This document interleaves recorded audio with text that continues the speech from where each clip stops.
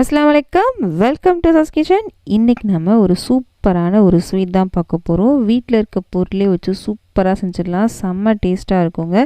இது எல்லாமே பார்த்திங்கன்னா ஒரு 10-20 ரூபாய்க்குள்ளே முடிஞ்சிடும். அந்தளவுக்கு ரொம்ப சிம்பிளான ஒரு ஸ்வீட் தான். எல்லார் வீட்லேயும் இருக்கக்கூடிய பொருட்களை வச்சு தான் செஞ்சு காமிச்சிருக்கேன். இது குலாப் ஜாமுன் மாதிரி இருக்கும். டேஸ்ட்டு செம்மையாக இருக்கும். ட்ரை பண்ணி பாருங்கள். கண்டிப்பாக செஞ்சு பார்த்துட்டு எப்படி இருக்குன்னு சொல்லுங்கள். இப்போ வாங்க டிப்ளான் பார்க்கலாம். அடுப்பில் ஒரு பாத்திரம் வச்சுருக்கேன். இதில் 1 கப் அளவுக்கு ரவை எடுத்திருக்கேன். வெள்ளை ரவை தான் எடுத்திருக்கேன். முடிஞ்ச அளவுக்கு பொடியான ரவை எடுத்துக்கோங்க. உங்கள்கிட்ட குண்டான ரவை தான் இருக்குது அப்படின்னா நீங்கள் மிக்சியில் போட்டு அரைச்சிட்டு ஒரு தடவை 2-3 தடவை அரைச்சிட்டிங்கன்னா கொஞ்சம் ஃபைன் ஆகும் இல்லையா, அது நீங்கள் எடுத்துக்கோங்க. இதை நல்லா வறுத்துக்கோங்க. நல்லா வாசம் வர வரைக்கும் நல்லா வறுத்துக்கோங்க. அதுக்கப்புறம் உங்களுக்கு காமிக்கிறேன். இப்போது ரவை வந்து நல்லா வறுபட்டுருச்சு. நல்லா வாசனை வருது. லைட்டாக செவந்திருக்கு. ரொம்பலாம் செவக்கல, லைட்டாக செவந்து இப்போ தான் வர ஆரம்பிக்குது. இந்த டைமில் நம்ம என்ன சேர்க்க போகிறோம்னா பால் சேர்க்க போகிறோம். இந்த பால் வந்து முதவே காய்ச்சி ஆற வச்ச பால் தான். நம்ம 1 கப் அளவுக்கு ரவை எடுத்தோமா, இதுக்கு 2 கப் அளவுக்கு பால் எடுத்துக்கோங்க. இப்போது 2வது கப் சேர்க்குறேன். மொத்தமாக 2 கப் அளவுக்கு பால் சேர்த்துருக்கோம்.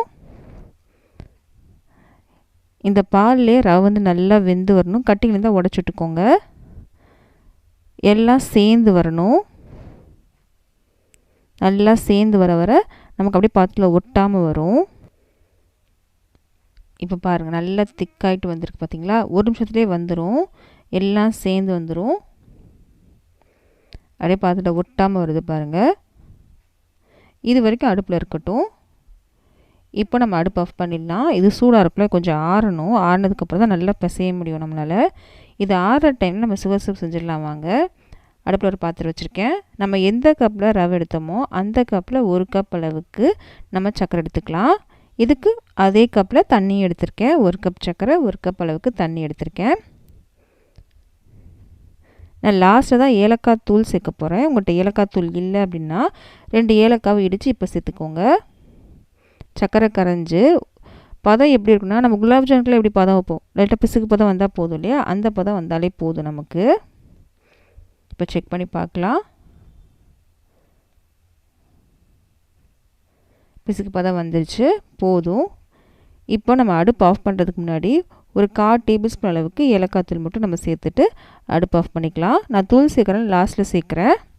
நீங்கள் ஏலக்காவை சேர்க்குறதா தான் ஃபஸ்ட்டே நீங்கள் சேர்த்துக்கோங்க. ஏலக்காய் தூள் சேர்த்துட்டேன். இப்போ கலந்துட்டு அடுப்பு ஆஃப் பண்ணிக்கலாம். சுகர் சிரப்பும் ரெடியாக இருக்குது. இந்த டைம்லேயே நமக்கு வந்து நம்ம செஞ்சுருந்த ரவை வந்து நல்லாவே ஆறிடுச்சு.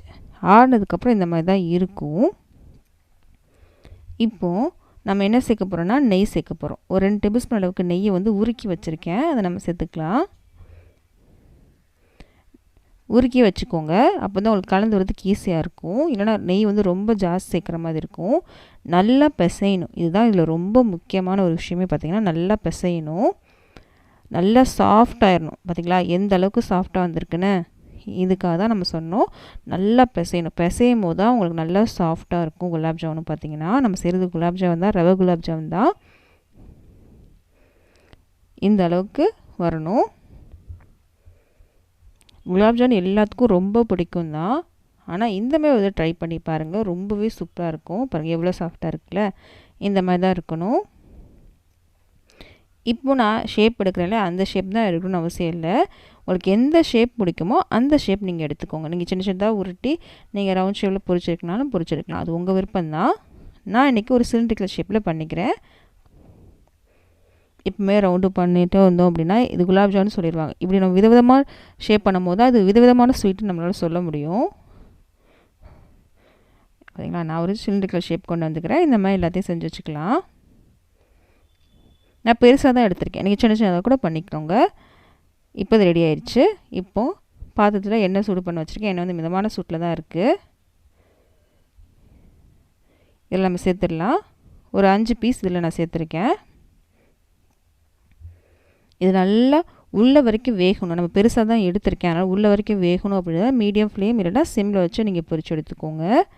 முடிஞ்ச அளவுக்கு மீடியம் சிம் இந்த மாதிரி 2டையும் மாற்றி மாற்றி வச்சு நீங்கள் பொரிச்சு எடுத்துக்கோங்க. ஒரு பக்கம் கலர் வந்துருச்சு, நம்ம திருப்பி போட்டுடலாம்.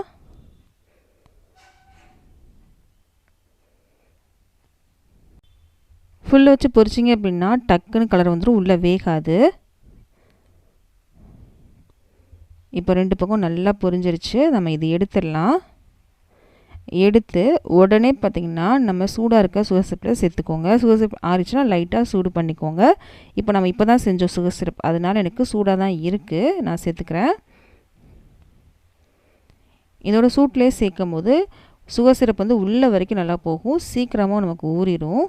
இது எல்லாத்தையும் நான் பொரித்து எடுத்து வச்சுருக்கேன். பாருங்கள் எவ்வளோ சூப்பராக ஜூஸியாக இருக்குதுன்னு பாருங்கள். ஒரு அரை மணி நேரத்துலேயே பார்த்திங்கன்னா நல்லா சூப்பராக உள்ளே வரைக்கும் நல்லா சாஃப்டாகிடும். கண்டிப்பாக ட்ரை பண்ணி பாருங்கள். ட்ரை பண்ணி பார்த்து எப்படி சொல்லுங்கள். இந்த வீடியோ பிடிச்சினா ப்ளீஸ் லைக் பண்ணுங்கள். லைக் பண்ணால் தான் நிறைய பேருக்கு ரெக்கமெண்ட் ஆகும். இப்போ சப்ஸ்கிரைப் பண்ணால் தான் பார்த்துட்ருக்கீங்க. ப்ளீஸ் சப்ஸ்கிரைப் பண்ணுங்கள். உங்கள் ஃப்ரெண்ட்ஸ்க்கும் ஃபேமிலிஸ்க்கு இந்த வீடியோ பிடிச்சுன்னா அவங்களுக்கு இந்த வீடியோ ஷேர் பண்ண மறக்காதீங்க. நம்ம அடுத்த வீடியோ சந்திக்கலாம்.